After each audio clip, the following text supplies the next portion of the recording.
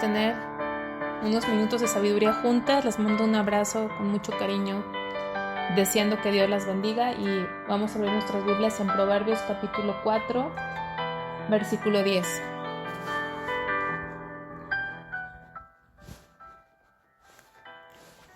Dice: Oye, hijo mío, y recibe mis razones, y se te multiplicarán años de vida. Por el camino de la sabiduría te he encaminado, y por veredas derechas te he hecho andar.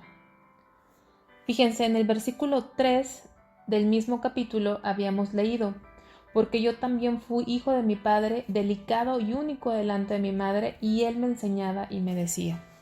Habíamos visto a Salomón recordando a su padre David y a su madre Betsabé cómo le instruyeron por el camino de Dios. Pero ahora vemos a Salomón, ahora siendo él el padre, y ahora es su turno de instruir a su hijo.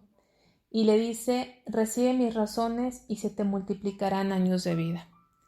Un padre que conoce a Dios se va a preocupar más que por cosas temporales, se va a preocupar por que sus años se multipliquen. No necesariamente y no solamente en la tierra, sino en la eternidad. En otras palabras, la mamá que verdaderamente ama a Dios, que conoce a Dios, su objetivo primordial es que sus hijos conozcan a Dios y vayan a la vida eterna.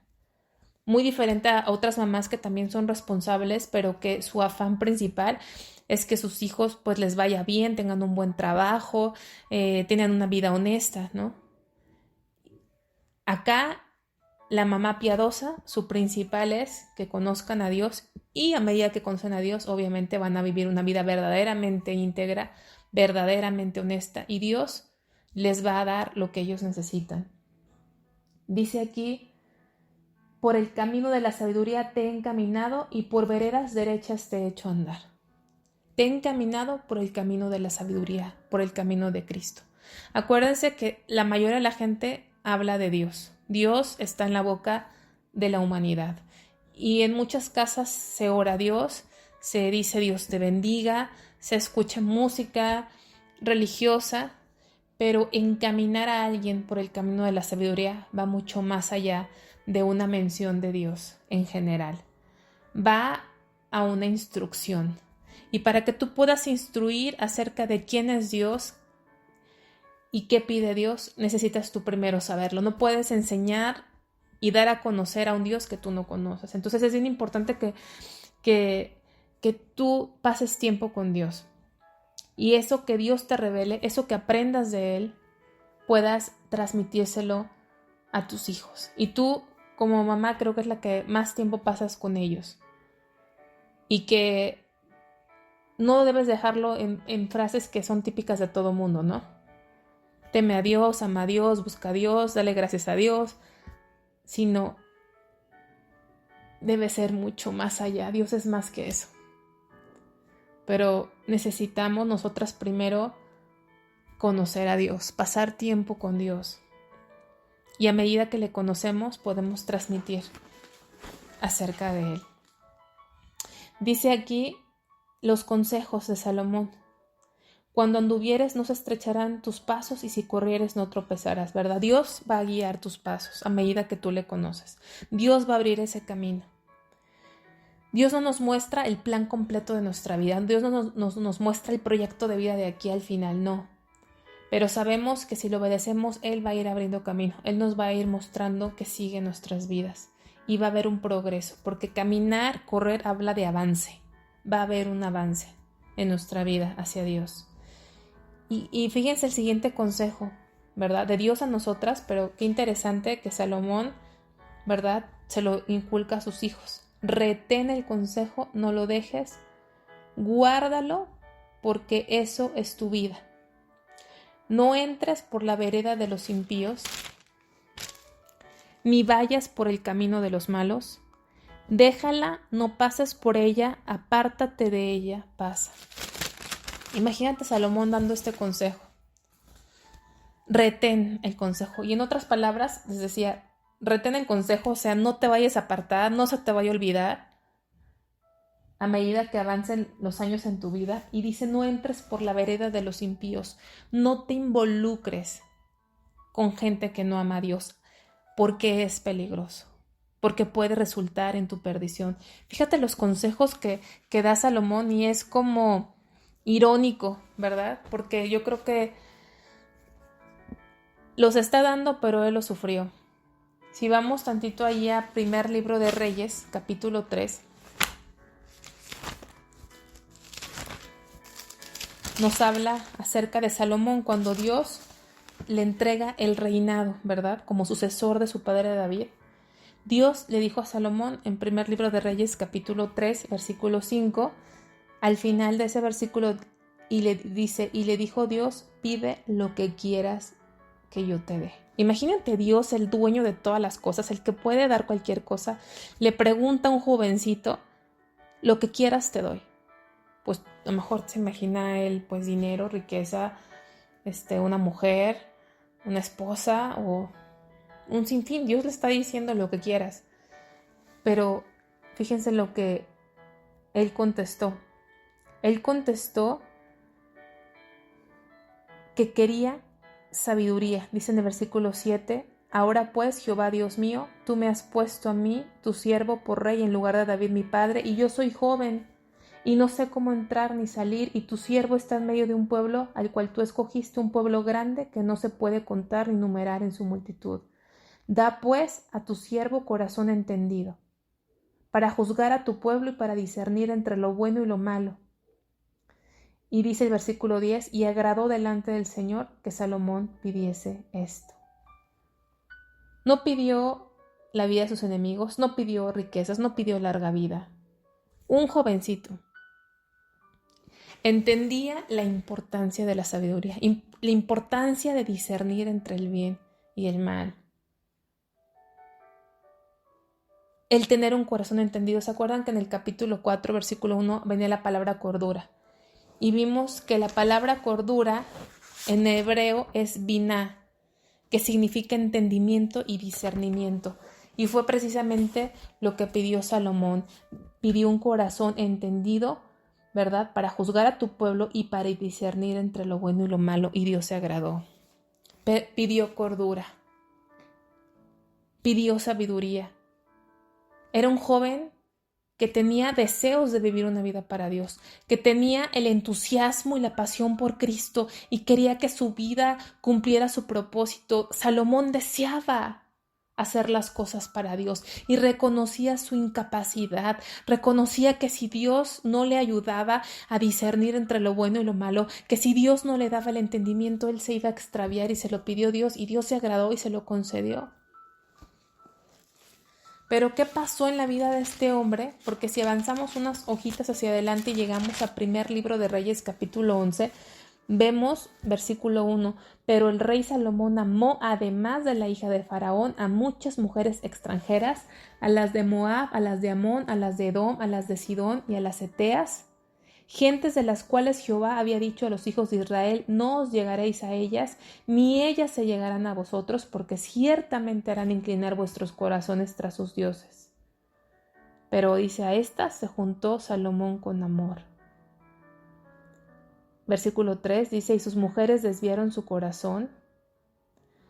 Versículo 4, y cuando Salomón era ya viejo, sus mujeres inclinaron su corazón tras dioses ajenos, y su corazón no era perfecto con Jehová su Dios como el corazón de su padre David. Versículo 6, e hizo Salomón lo malo ante los ojos de Jehová y no siguió cumplidamente a Jehová como David su padre. Salomón no retuvo el consejo. Y ahora él, en Proverbios, le dice a su hijo, retén el consejo. Alguien que no lo retuvo. Versículo 9, y se enojó Jehová contra Salomón, por cuanto su corazón se había apartado de Jehová Dios de Israel, que se le había aparecido 2 veces.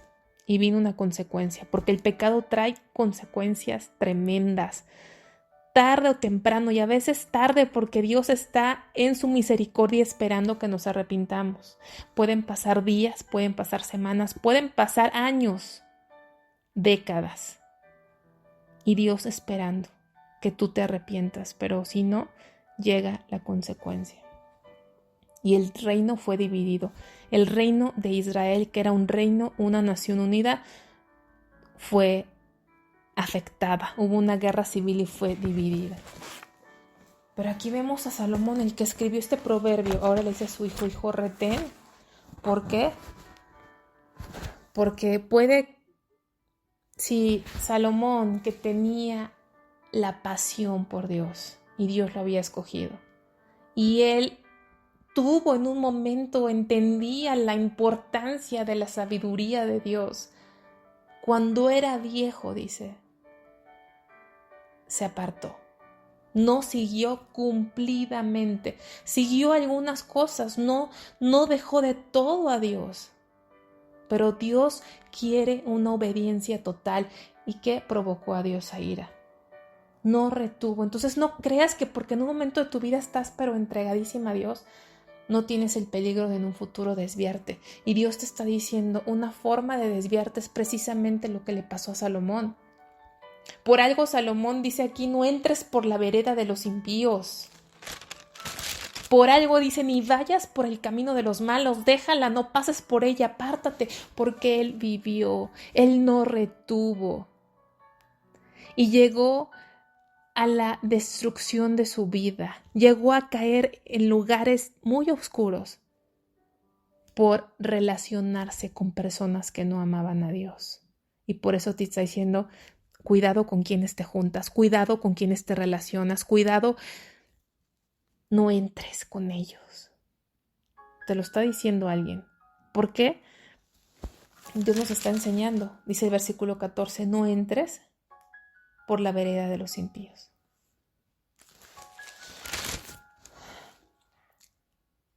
La tentación no la podemos confrontar. No aplica eso de agarra el toro por los cuernos, que hemos oído. Ve valiente y la enfrentas. No puedes. Dios te está diciendo, no tienes la fuerza. No tienes la fuerza. ¿Por qué? Vamos a ver, sin dejar aquí, vamos a Santiago, capítulo 1. Está casi un libro que está casi al final de la Biblia.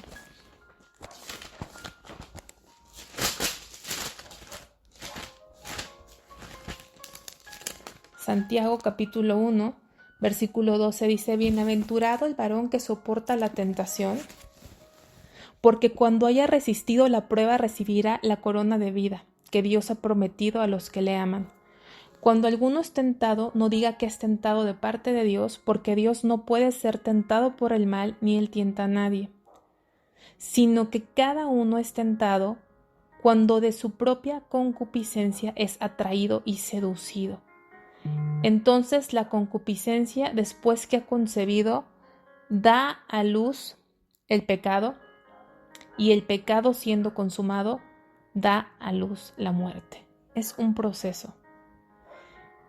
El pecado es un proceso, y dice que somos tentados de acuerdo a nuestra propia concupiscencia. Todas tenemos una naturaleza caída, y a lo mejor nadie te lo había dicho, pero no eres una buena mujer. Por naturaleza no eres buena mujer. Yo no soy una buena mujer. Nacemos con una naturaleza que le agrada lo malo y que luchamos contra esa naturaleza toda nuestra vida.